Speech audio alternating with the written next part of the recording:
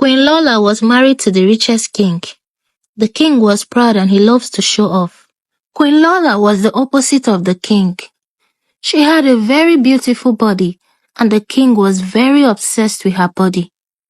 Every night, he would summon her to his room, ask her to strip and dance for him until he sleeps off. She didn't see that as an issue because she felt she was pleasing her husband.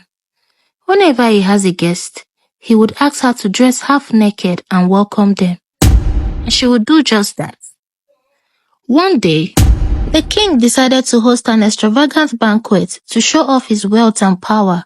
The banquet lasted for 6 months. He invited military leaders, noble officials, and kings from neighboring villages.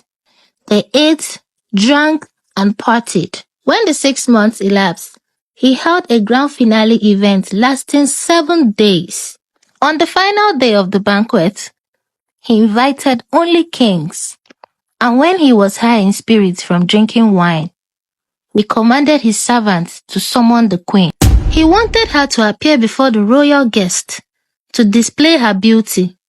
However, Queen Lola refused. Her refusal angered the king, and he sought advice from his advisors on how to handle her disobedience. Consequently, an irrevocable decree was written, disposing Lola as queen and banning her from the king's presence. Queen Lola was dethroned and chased out of her luxury chambers. She was sent to the old lonely cottage outside the main palace, and the search for a new queen began. To find a new queen, the king hosted a royal beauty pageant, and a maiden was chosen. Her name was Bumi.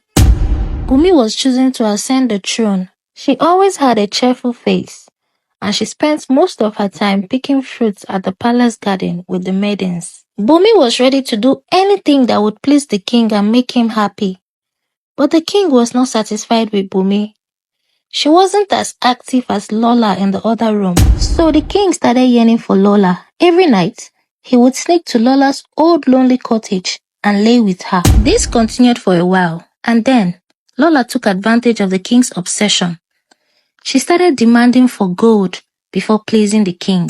Lola made so much money from her new business, and her wealth increased. One day, the king thought about the whole thing, and he decided to bring Lola back to the main palace. So he went to the old cottage and informed Lola about his plans to cancel her punishment and bring her back to the main palace.